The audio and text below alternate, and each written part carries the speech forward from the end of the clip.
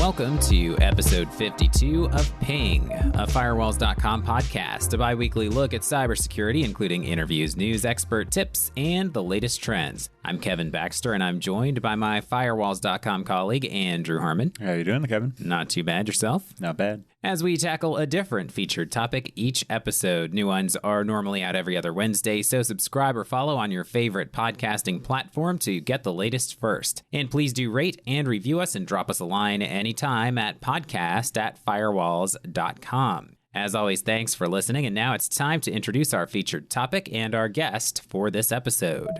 On just our last episode, we heard that malware was down across the globe in favor of ransomware and other forms of cyber attacks. But malware is far from dead, and chaos may be approaching. What is chaos? Joining us is Threatpost's Tara Seals to discuss this under-construction malware, its initial ransomware connections, and what it actually looks like it does, which in some ways may be far more damaging. Tara, thanks very much for joining us.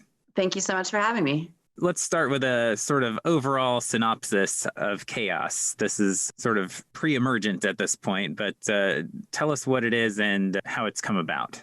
So chaos emerged in an underground forum back in June. And every time a new malware shows up on the scene, there are security researchers that kind of lurk around the dark web and make sure that they keep themselves apprised of development and what's going on. This one kind of burbled to the top, if you will, because it's a bit of an odd hybrid type of malware. It advertised itself initially as being a .NET version of the Ryuk ransomware, which is one of the most prolific ransomwares out there. It's behind a lot of the headline-grabbing cyber attacks that you may have seen out there in the past year.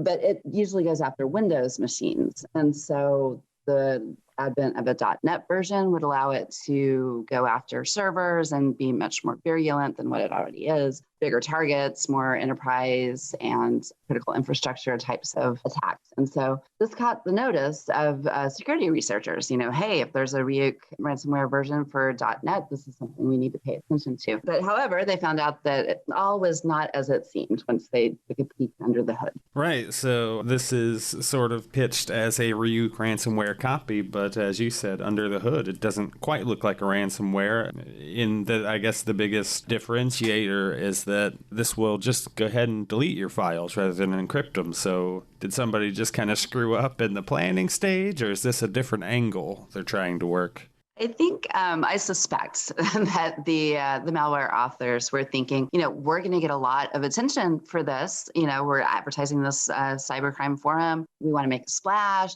We're going to get attention for this. And maybe, we'll start out with this, again, under construction malware that does not quite have ransomware capabilities, but we'll develop it over time and we'll figure out the advertising, the false advertising aspect. This does actually happen quite a bit where things are not quite as they seem in some of these underground advertisements. And so that part in and of itself is not necessarily shocking. But what is interesting is that what chaos actually turned out to be in its first two versions, there have been 4 so far, but in its first 2 versions, it's actually more of what we call a wiper malware, which is the most destructive malware out there. There are only a handful of actual true wipers circulating in the world. Olympic Destroyer is one of them that was responsible for disrupting the Pyeongchang Olympics. You may remember that incident. Stuxnet is another very famous wiper that disrupted the Iranian uranium enrichment centrifuges back in, I think, 2006 at this point. Yeah, these are very rare when they appear on the scene, in other words. And so looking under the hood of chaos, what it actually does, again, in its first 2 versions, is it replaces the bits and bytes, essentially, within files on the system with its own bits and bytes. And so it basically makes it impossible for those files to be opened. And so essentially it renders them completely unreachable, but there's no way to fix that. There's no way to reverse that process. So ransomware will lock up your files, but they encrypt files. And so you need a decryptor key to unlock those files. So it provides an incentive for companies to actually pay the ransom. In the case of chaos and other wipers, those files are just gone forever. And so it's really just kind of a destructive play. There's no extortion possible, really. There's no financial motivation that could underpin using this type of malware out in the wild. So basically, chaos is the goal then in the case of a wiper. Yeah, it's as advertised, right? That's what it says on the tin. This kind of speaks to the, I guess, the speed of innovation in the cyber threat world, that this was discovered in June, as you said, and here we are sitting in mid-August on version 4 already. Exactly. Yes. I mean, these guys are definitely in it to win it. You can tell that they're very actively adding features to the chaos. As you pointed out, we're now on version 4, which actually has implemented encryption mechanisms. And so this can be used as a ransomware, a very kind of remedial one, however, because it doesn't contain some of the features that the more advanced ransomwares have, such as data exfiltration. So being able to not only encrypt your files, but also steal corporate information so that you have an extra sort of thumb screw to try to get people to pay the ransom, right? Chaos does not include that, at least not yet. So it's really, it's kind of a low level type of ransomware functionality for now. Its wiper capabilities, however, are still very much intact. And so what I'm curious about is eventually, maybe it markets itself as, hey, use chaos as a ransomware. And then if the target does not pay up, you can just wipe your files forever, which is pretty insidious, I think. Yeah. And definitely a different angle than most of the ransomware attacks we've been hearing about lately. So do we have any clue as to who might be behind this? No, not at all. I mean, usually these are financially motivated groups. Usually wipers, however, are pioneered by nation state actors, right? But in this particular case, it seems as though it's really more the work of a fairly unsophisticated coder. The researchers at Micro basically said, this is not an overly sophisticated, multi-million dollars in development type of effort, the way most wipers are. So, all signs kind of point towards kind of a mid-level malware author, probably just dabbling a little bit, trying to see what they can come up with, and more than likely financially motivated. But in terms of attribution beyond that, it's really hard to tell with these things. I mean, anywhere on the dark web with these advertisements, it's very difficult to pin. So you've mentioned that this has not yet been seen actually being used in the wild, so we can't exactly say for sure how they plan to distribute it when it is used, but should we suspect this would be hitting all the same classics as Ryuk? I would think so, yes. I mean, I think as soon as they're tinkering around with it now, because you have to remember the business model on the underground, right? They recruit affiliates, you create a malware, and then you rent it out to affiliates that then go on to actually use it. So they have to create something that's attractive enough and easy enough for affiliates. And that's probably what they're in the process of doing right now. The wiper aspect of it, if they don't hone that ransomware technique a little bit more, that could then also be more of a political, almost hacktivist tool as well, right? Oh, absolutely. Yes, that's very much true. And I think, a question that I might have for researchers, if chaos pops up again, would be, what is the likelihood of this being disseminated? How well does it work as a wiper? We know what the basic functionality is, but, are there glitches? Are there any loopholes? And for now, we don't have those answers. But, that very much will also dictate whether or not we see the wiper portion of it being used out there in the wild. And so with this development over the last few months, what do we think might be, if it does get to sort of a finished stage, what do you think might be a timeline for when it does actually find its way out into the wild? I mean, I would say, and again, this is pure speculation, just purely Terra Seals at Threatpost, sort of that feeling here. Nobody has said this. I'm not attributing this to any particular researcher, but my gut feeling is that since we're already on version 4, I mean, I would say we could start seeing attacks involving chaos as soon as the early fall. Just in time for the holidays. Yeah, just in time. Yeah, get ready for Christmas. So discovering it on kind of the early end like this, does that help, places that are trying to stop these threats from getting through, the network security companies and things of that nature? Does that help them potentially prepare for a type of new malware that's coming through? Yeah, absolutely. I mean, so basically once they can establish a signature or a fingerprint essentially for a malware like Chaos, that can then be added to dynamic antivirus endpoint solutions, for example, or added as a firewall rule. So these defenses will actually recognize it and be able to block it. So it's not going to sneak in under the radar. So that's a good thing. The other part too is that, for initial access, a lot of the time, these malware operators, malware affiliates, they'll be looking for stolen credentials to use, for example, as well as, known unpatched vulnerabilities in corporate systems. And so obviously, as always, the best practices should apply, make sure systems are up to date and patched, and make sure that you're using proper password hygiene, preferably two-factor authentication, if nothing else. Before we let you go, I wanted to shift over another piece that you wrote about recently. It's kind of an interesting angle on some other online fraud, sort of. A lot of people were into the Friends reunion on HBO Max a few months ago, but not everyone had HBO Max, but they still wanted to watch it. So it sounds like the bad actors took advantage of that. Yeah, this was very much like a zeitgeisty kind of thing. And this happens all the time. It happens around the Olympics. It happens around the World Cup every 4 years. Anything that's popular and has people out there searching for either pirated video streams or free video streams of some sort. Maybe they don't necessarily realize that it's pirated, or information around, some sort of big entertainment event. Obviously, you're going to have a lot of internet traffic, a lot of searches, and cyber criminals know this, and they take advantage of it every single time. The Friends reunion kind of made me chuckle a little bit because, at this point, people should kind of know how streaming works, right? You'd think. So you have people searching for how to stream Friends reunion, and then, they get the trailer basically, and then be asked to pay to watch the rest of it. And, they'd pony up. And so, it's a great fraud gambit. Clearly it works. But, obviously HBO Max, why don't you just go pay for HBO Max? Right. A random stream online, So. Yeah, sometimes they even have free trials and stuff. So exactly. you don't even have to. There are ways, Yeah, you mentioned in the same piece about Oscar movies kind of doing the same thing. So yeah, it's when anybody has something on top of mind. The bad actors out there know that too. Oh, yeah, absolutely. Just think of it, Oscar bait kind of literally, right? Yeah, right.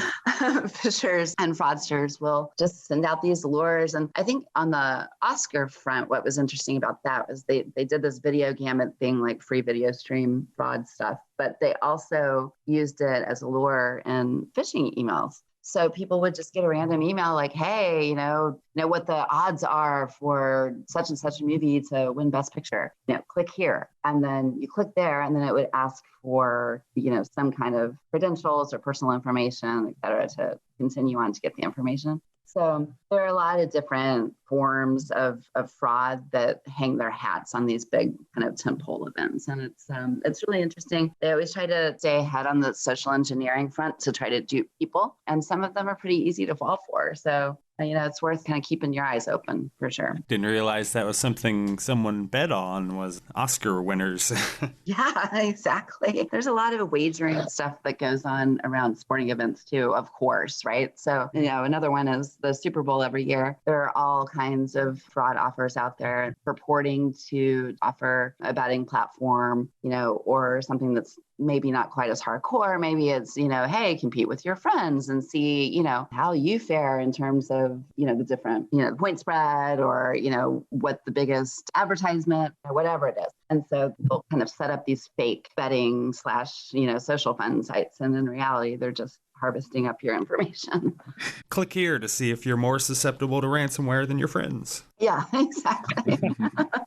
Well, yeah, with football season coming up soon, I know that's another big one just in general because people are just looking to stream their particular favorite team if they don't live in the place the game's being shown on their local channels. I think the football pirated streams are a pretty common thing too. Yeah, that's a really good point. So I'm from Texas originally, and so I follow the Dallas Cowboys. Don't hate me for it. I've been a lifelong fan, but living in New England, if they're not on prime time, I very rarely get to see them. And so, so I understand the lure of trying to find some way to watch out of market games without having to, go somewhere, pay for Red Zone or, or whatever it is. All right. Where can people find these articles and more of your work, Tara? You can go to Threatpost.com, and we do what we say that we do. We post about threats. And we have a rash of news stories as well as other things like videos and podcasts and webinars and special reports and all kinds of things. So check us out.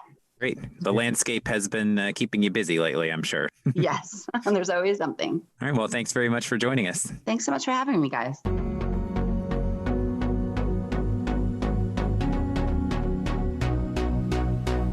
Now it's time for headlines. In this regular segment, we take a closer look at the top stories in the cybersecurity world and talk about what they may mean to you. Now, headline number 1. Hacker pleads guilty to SIM swapping attacks and cryptocurrency theft. So a Massachusetts man has pleaded guilty for his role targeting people with high-value social media account names, also known as OGs, for those keeping score at home, or who were believed to have large amounts of cryptocurrency. And most of those attacks came through a method called SIM swapping. Right, so this is one of those somewhat rare stories where we actually get to see the punishment of the crime afterwards. So always good to cover this kind of story. But as you said, these two guys were targeting people with these OG accounts on social media. So these tend to be the sort of more original place name accounts, full proper nouns, without any extra characters or numbers thrown in, as we all have to do since there's no more of our names left. So yeah, none of the first name bunch of numbers people on Twitter that you see sometimes. Right. Sort of reminds you of 20 years ago, everybody fighting over the high value, like domain names for websites. Now we're in the world of social media where people will begin getting dastardly over the original names out there. Or email, too. That's right. Emails, yep. I'm not quite sure how they figured whether these people had cryptocurrency or not, but I figure that'd be somewhat easy to track down. Yeah, it's not really spelled out clearly exactly what the effort involving the social media account names was. I don't know if those are something that you can turn around and sell or access to. I'm not sure. Yeah. But anyway, the individual we're talking about in this story is 21-year-old Declan Harrington, and he reportedly conspired with others, including another gentleman who has already pleaded guilty a couple of months ago, Eric Meigs, also from Massachusetts, around the same age. Again, they conspired to impersonate these targeted individuals in conversations with mobile phone providers. So this is what's called SIM swapping. So basically they call, say, your T-Mobiles or your Verizons of the world and pretend that they are the owners of certain phone numbers and convince those providers to then reassign those numbers to their own SIM cards to basically give them carte blanche to do whatever they want. Right. So anybody that's had to reset a password, especially on an older account where maybe it wasn't quite so easy to quickly reset it, might have gotten to the point where you were asked to have the website reach out through a phone call or through text. And so that's kind of the target here, is having that phone number switched to the attacker's SIM. That way, when that confirmation text goes out, they are the ones receiving it rather than the actual original holder, who I would assume is at no point aware this is even happening in the background. Yeah, you would think. I mean, I don't know if once that happens, if the access would go away for the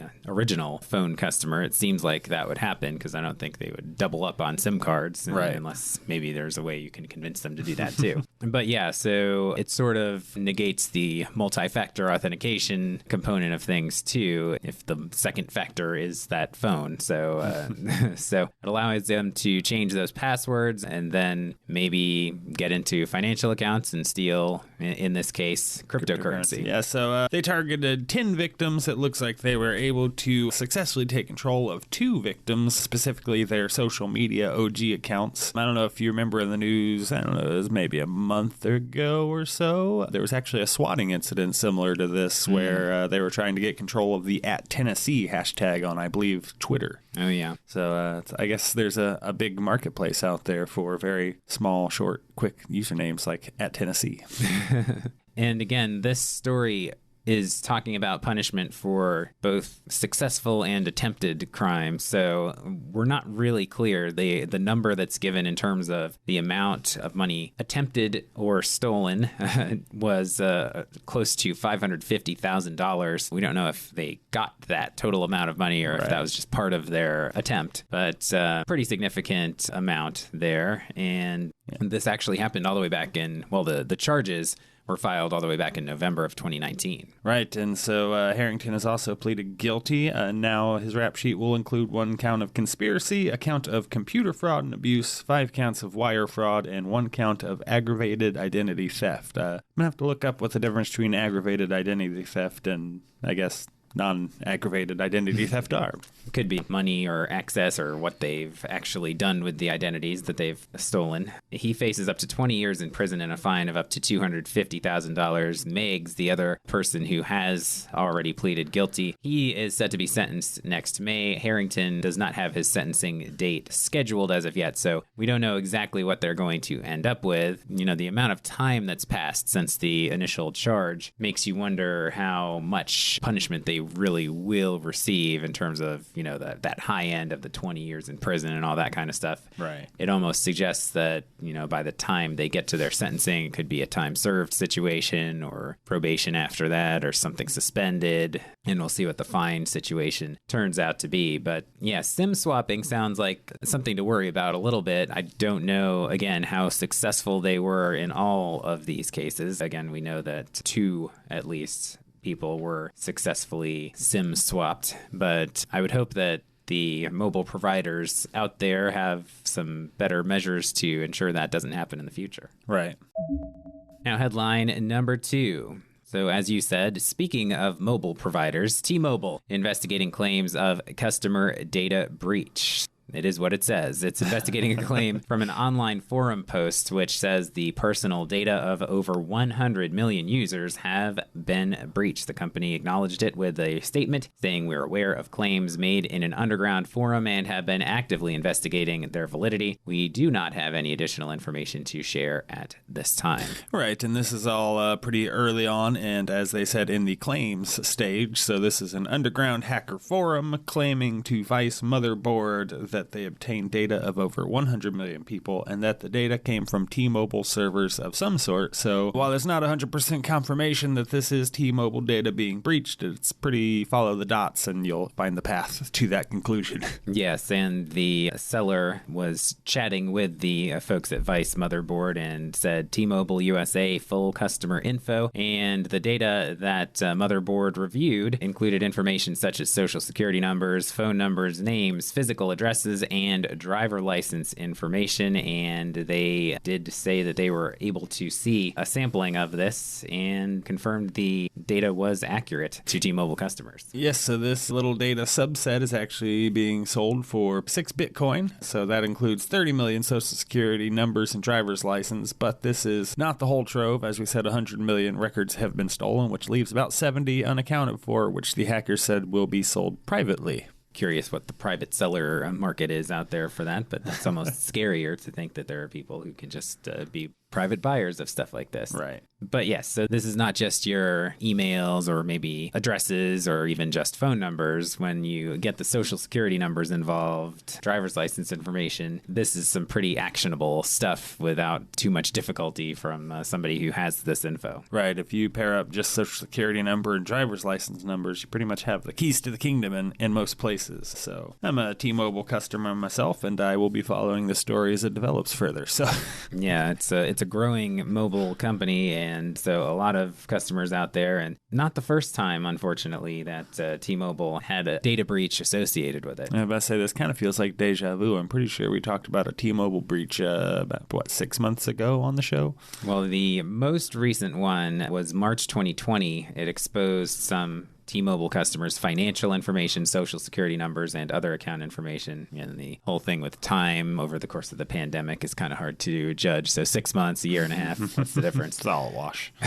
But they've also had one even in between. So actually, I was looking at 2 different stories. There was the March 2021, but more recent than that. So we're getting closer to 6 months, actually. As you said, December 2020, call-related information and phone numbers for some of its customers may have been exposed. But that one was a little bit more minor, as it did not include that more sensitive information. Then there were incidents in 2019 and 2018 as well that involved varying degrees of information being exposed. So it kind of hints at the idea that maybe the invisible hand of the market kind of ignores data breaches, works around them.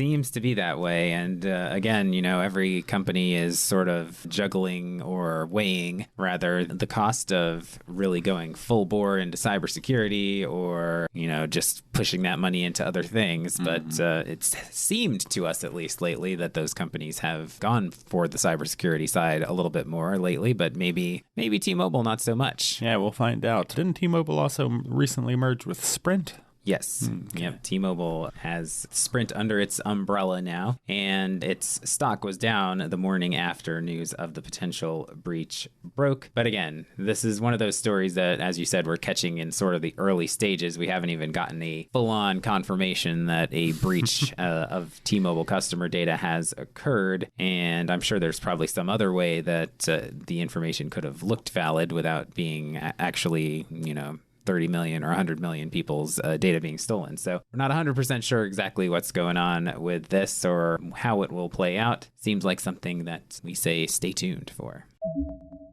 Now, headline number 3. Most employees reusing personal passwords to protect corporate data. We have to do these password check-ins every once in a while, I think. And so this one is a survey. Nearly 2/3 of employees are using personal passwords to protect corporate data and vice versa, with even more business leaders concerned about this very issue. So what are some of the numbers in this one? Right. So this research was conducted by My1Login, which surveyed about 1,000 employees and 1,000 business leaders to compare what the employees actually were doing in reality with their passwords versus B, what the business leaders thought that they were doing.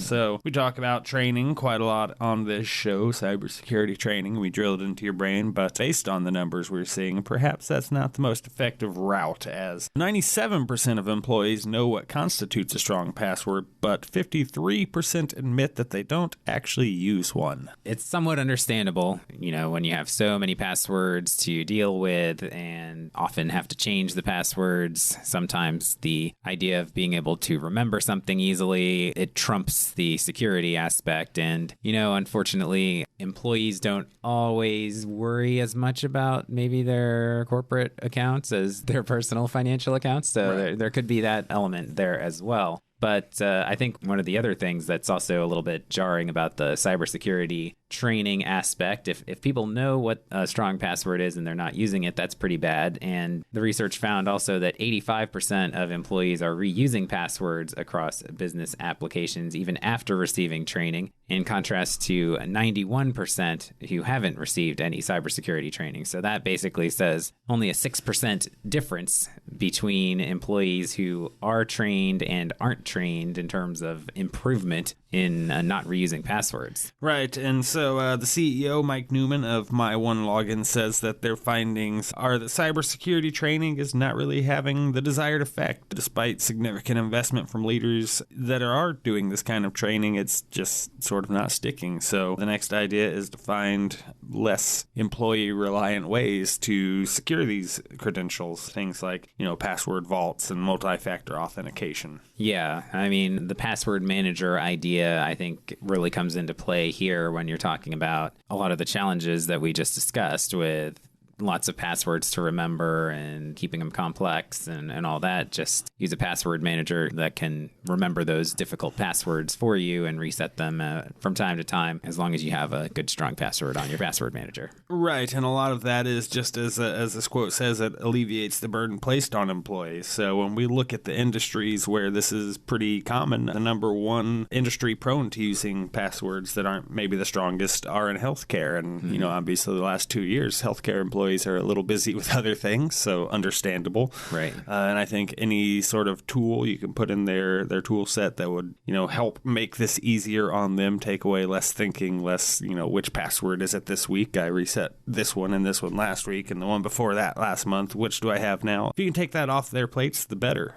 Otherwise, you have the public sector at 83% tested using these weaker passwords, and 91% of education respondents were using the weaker passwords. So you can kind of see the industries where people are a little busy. Yeah, these were areas where people admitted to reusing passwords, and then they were also found to have the highest use of personal passwords for business applications. So again, that's whatever they use to sign into their Hotmail accounts or whatever email provider they use.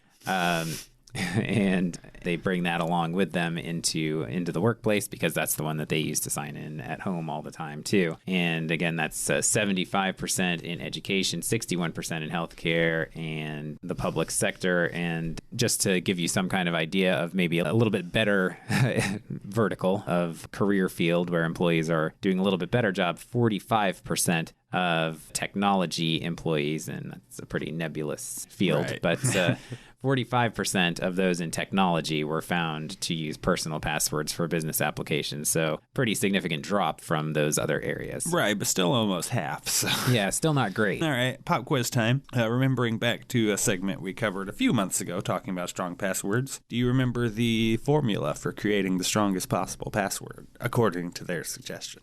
The formula? No, I don't really remember the formula. I mean, I would say that strongest type of password is some kind of a statement with multiple words, spaces, and things like that, but I don't remember the formula now. Ah, yes. According to that story we covered, it was just 3 random words strung together. No letters, no numbers, no exclamation points. So I guess letters only. My bad. But no punctuation, no numbers, words no without spaces. letters. That would be a pretty good trick. It's a very good password. I think we might have cracked like the super strong password. There you go. You just kind of moan into the computer microphone until it opens up for you. I will say this, the company doing the survey probably has a little bit of a vested interest in the numbers looking this way. That's true. They do provide an authentication solution, so they might have some incentive in getting people to use that product. Yes, so just keep that in mind. But I think there's still some good information here, so worth sharing. Yep, just use strong passwords. Yep.